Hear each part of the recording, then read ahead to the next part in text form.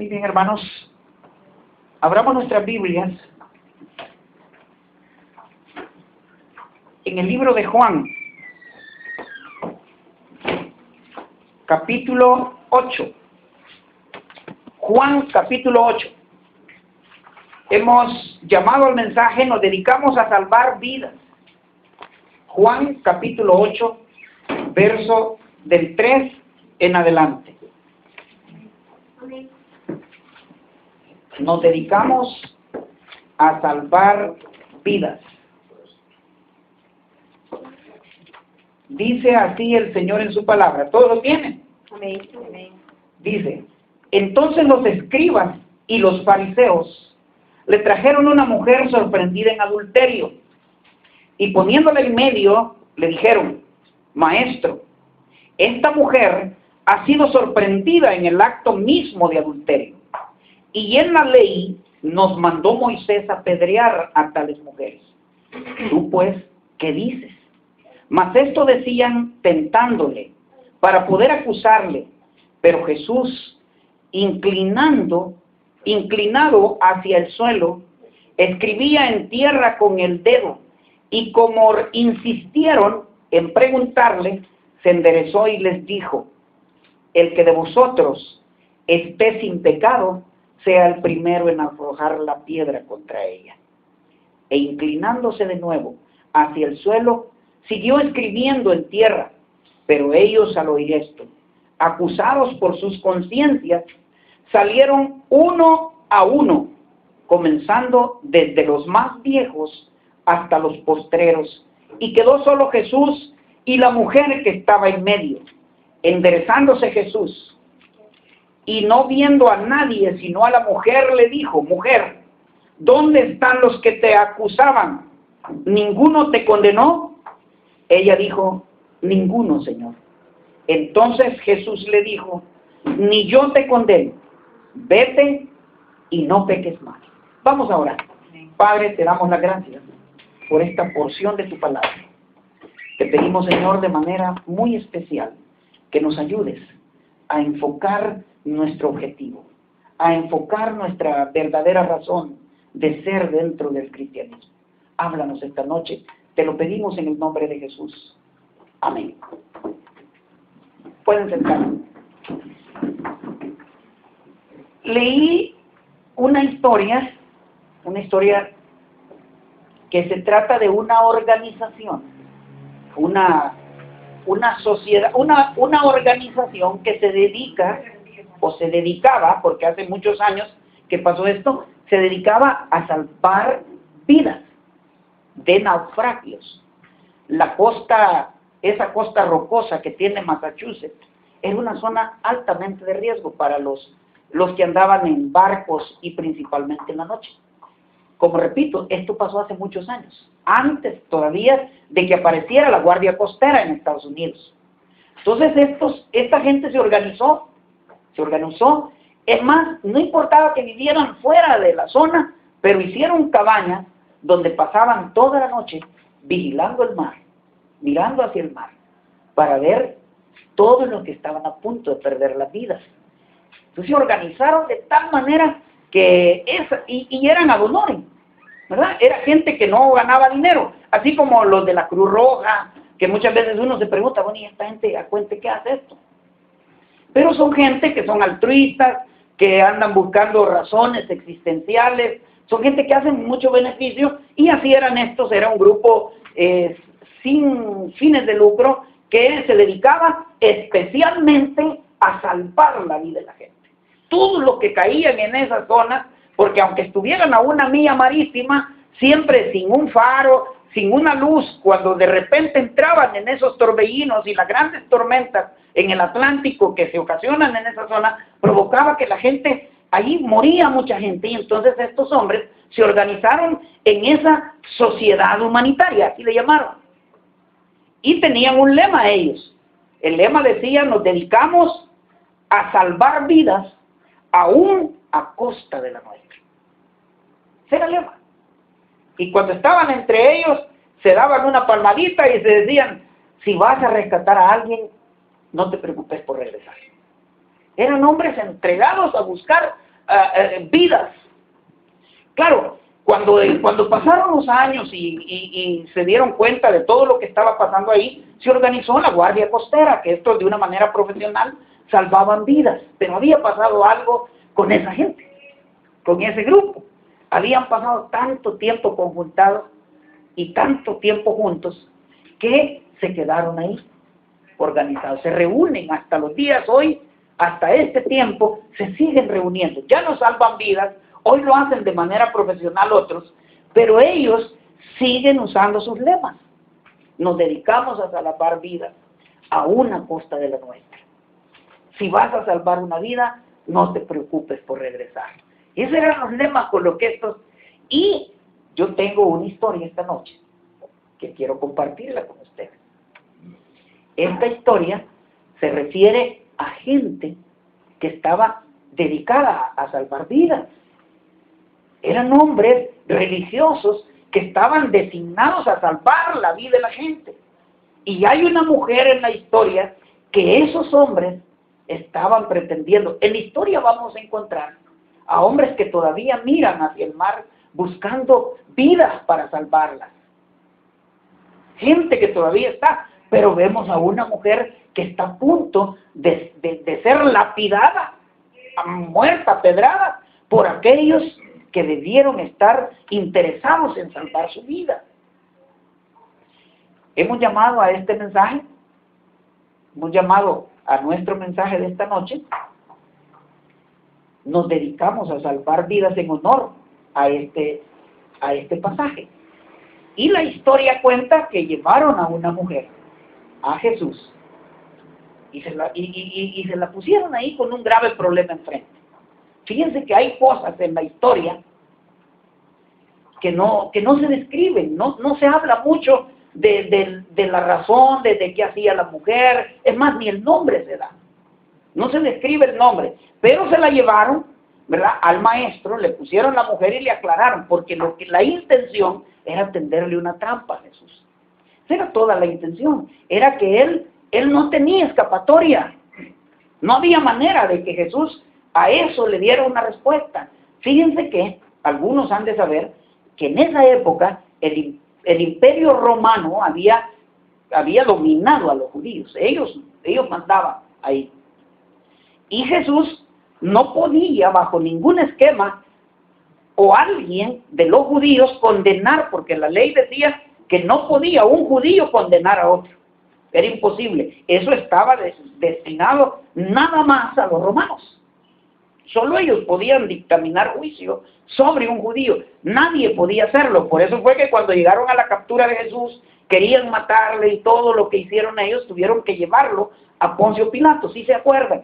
¿Verdad? Se lo tuvieron que llevar porque quien debía juzgar era la ley de Roma. Nadie podía hacerlo. Entonces Jesús estaba acorralado porque la respuesta había que darla. Si él decía lo contrario, si decía, bueno, condénenla, fíjense, si él decía eso, se ponía en contra de la ley de Roma. Pero si él decía, libérenla, se ponía en contra de la ley de Moisés. ¿Me explico? Si decía, apedréenla, estaba en contra de la ley de Roma. Si él decía, no la apedreen, entonces la ley de Moisés estaba en contra de la ley de Moisés. Lo estaban metiendo en un problema. Él lo que hizo fue agacharse. Es la única vez en la Biblia que describe que Jesucristo escribió, no hay otra. Él se agacha y yo cuando me pongo a pensar qué está describiendo, yo creo que él estaba garabateando, ni siquiera escribiendo. Así como cuando uno habla por celular que se pone a hacer algunos mates, ¿verdad? Él ha de haber estado haciendo algunos garabatos. No estaba, realmente, algunos dicen que estaba escribiendo los 10 mandamientos, otros dicen que estaba escribiendo los pecados de cada uno de los que estaban enfrente. Pero la Biblia no describe nada de eso. Es más, no da ni el nombre de la mujer. La Biblia no da el nombre de la mujer. No habla del esposo. Sabemos que estaba casada porque pues era adulterio. Y solo adulteran los casados, ¿verdad?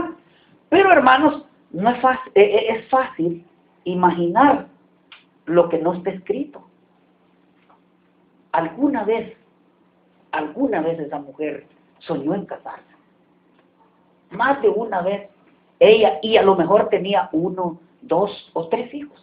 Podía tener su familia bien organizada, ¿verdad? Tenía su esposo con el que vivía, pero le pasó lo que pasa en muchas familias en nuestro tiempo y en nuestra generación. Se desconectó de su esposo.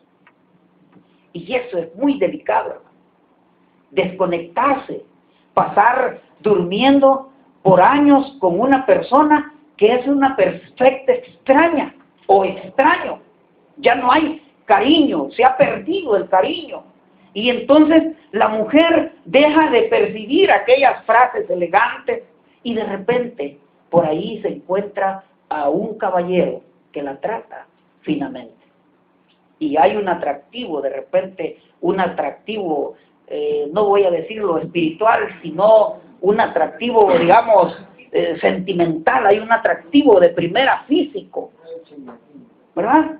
Y ella, tal vez las mujeres a esa etapa, las mujeres generalmente no andan buscando sexo, pero andan buscando afecto, andan buscando cariño. Y ese hombre de repente las invita a un café, terminan dándose la mano y al final terminan haciendo lo que no debían hacer. Y el último en darse cuenta es el engañado, hombre o mujer. Todo el mundo lo sabe, menos él.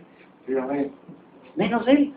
Entonces aquí pasó algo parecido. Yo me imagino cuando empiezo y tiro a volar la imaginación, me imagino que todo lo que sucedió ahí fue algo parecido a lo que les he contado, ¿verdad? Pero se dan cosas o se dan situaciones ahí. ¿Dónde estaba el hombre? ¿Dónde estaba el que andaba con ella? Los dos deberían de ser lapidados, los dos deberían haber sido muertos a pedradas, los dos, ¿verdad? Pero ahí yo lo que me imagino es que de repente le dijeron a él, a lo mejor, ya es chambre, pero a lo mejor le dijeron a él, le han de haber platicado con él y le han de haber dicho, mira, seduce a la mujer porque queremos emproblemar a Jesús.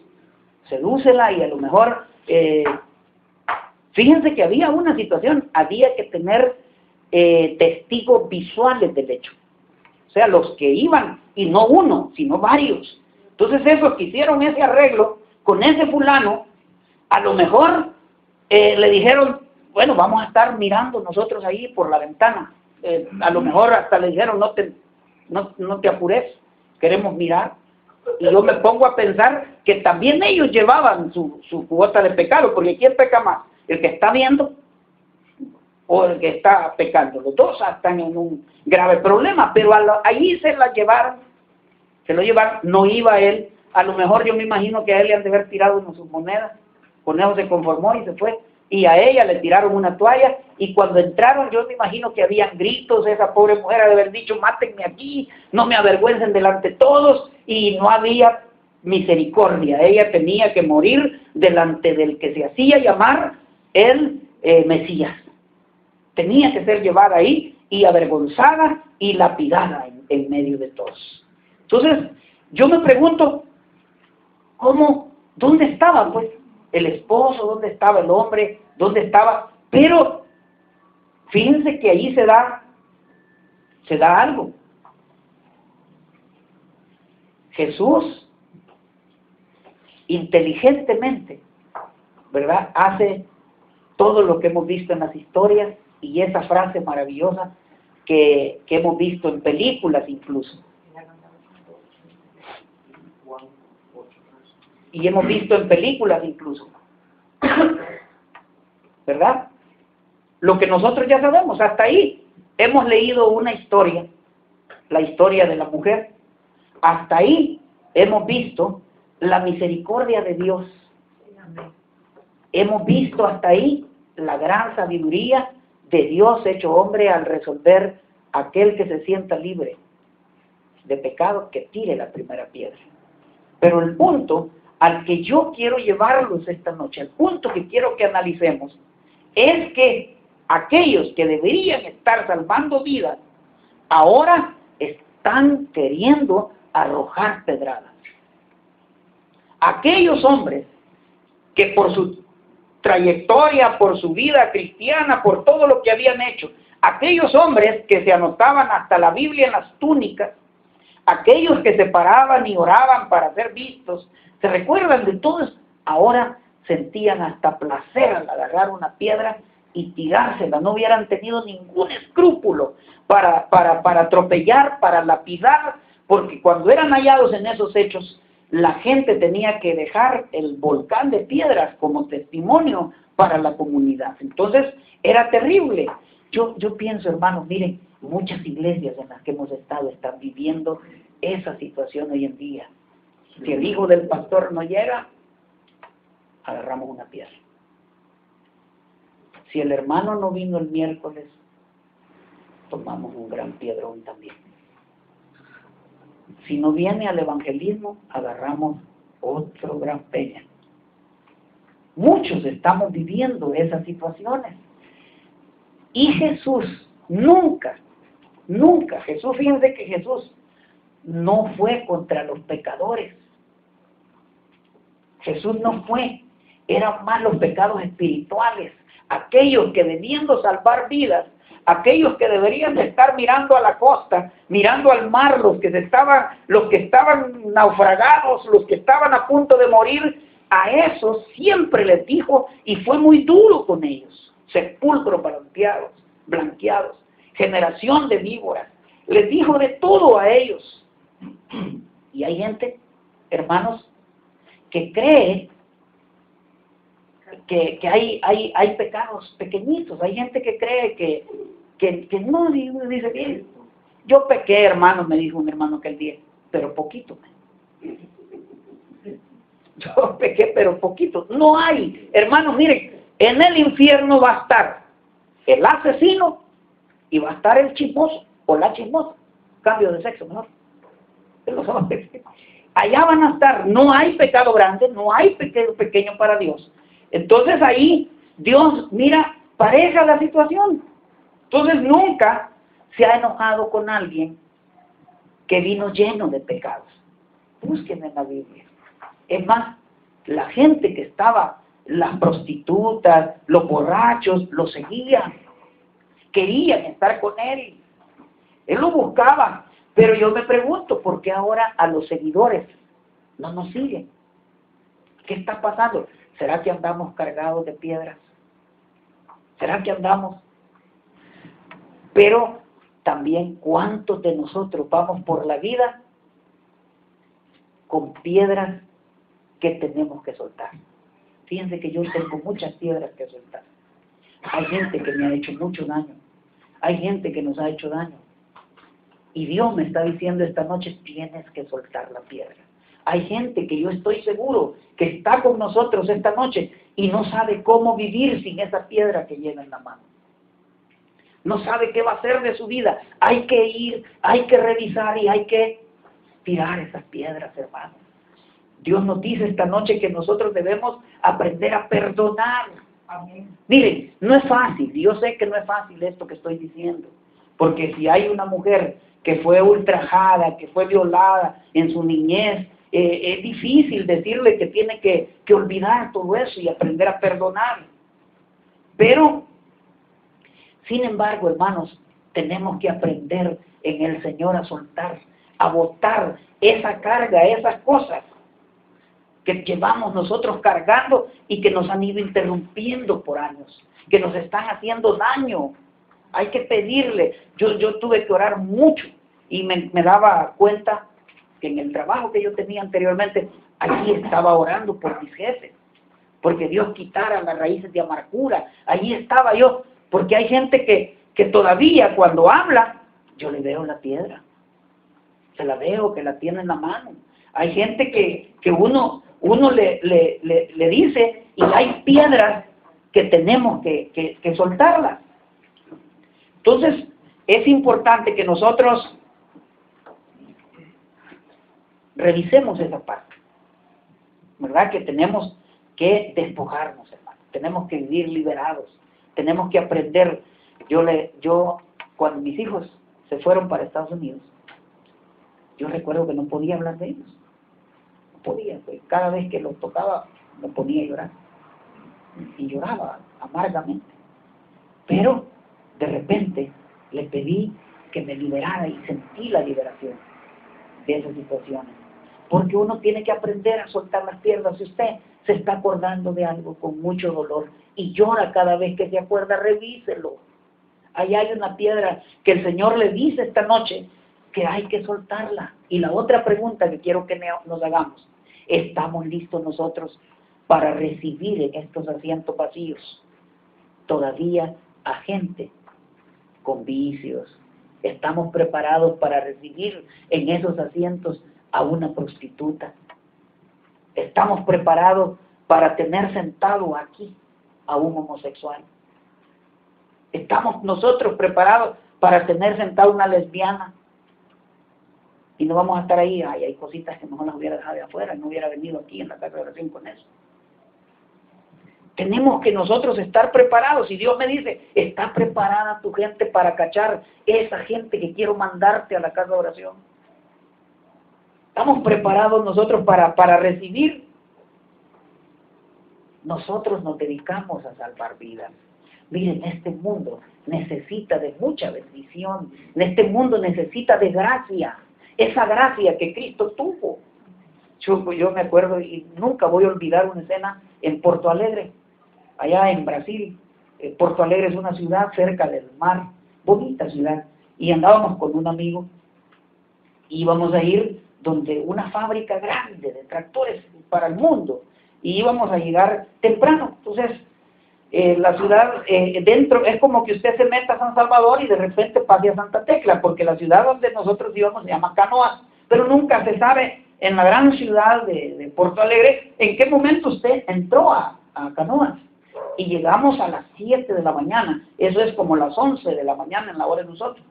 Llegamos y nos parqueamos, mi amigo era argentino, y nos parqueamos, pero miren, hermanos, nos quedamos lejos de la oficina, en el parqueo, que son empresas grandes.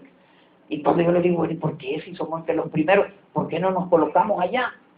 Y me dice él: es que hay gente que ya viene tarde y necesita esos espacios. Ese andaba dando gracia. ¿Algún lunes usted ha sentido que alguien le da gracia en el bus cuando se sube y le dice? Es fácil ver que alguien le puede dar a una señora entrada en años su asiento, pero algún caballero que le diga: hey, amigo, siéntese por favor, lo veo cansado.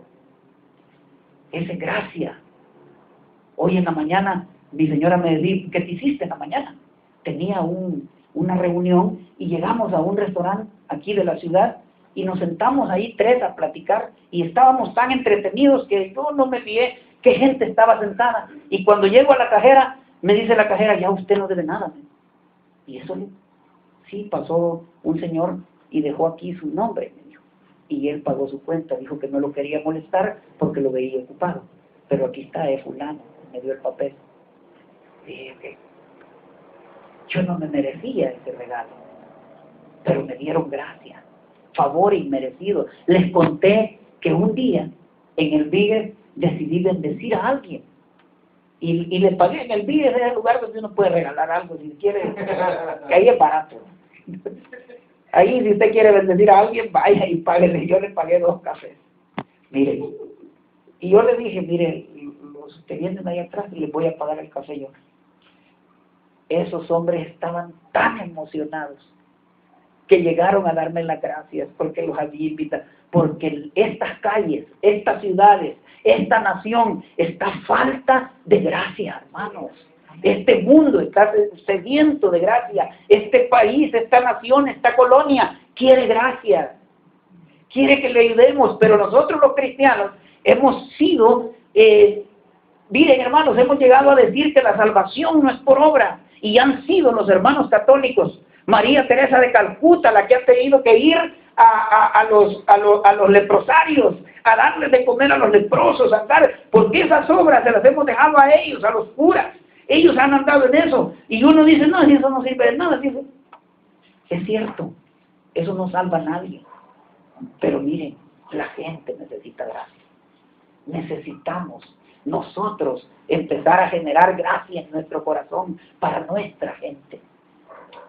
Por eso queremos nosotros bendecir con aprendizaje de inglés a una nueva generación que cuando lleguen a buscar, a tocar una puerta laboral, van a necesitar eso y se van a acordar toda la vida de lo que nosotros hemos estado haciendo. Este grupito de hermanos que ha tenido en su corazón a bien bendecirlos con este proyecto.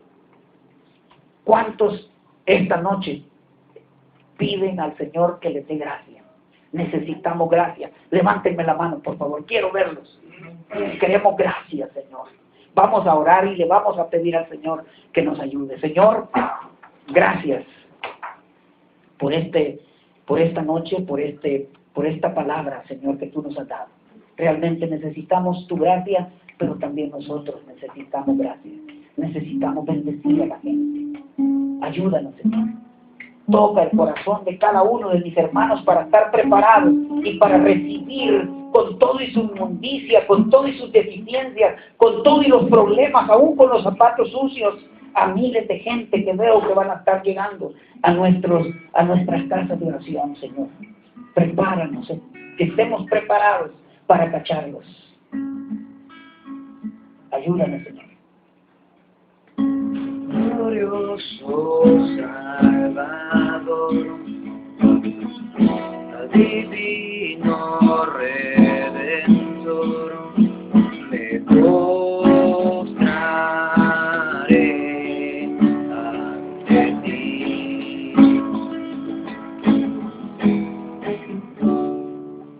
En esta actitud de oración, todos orando.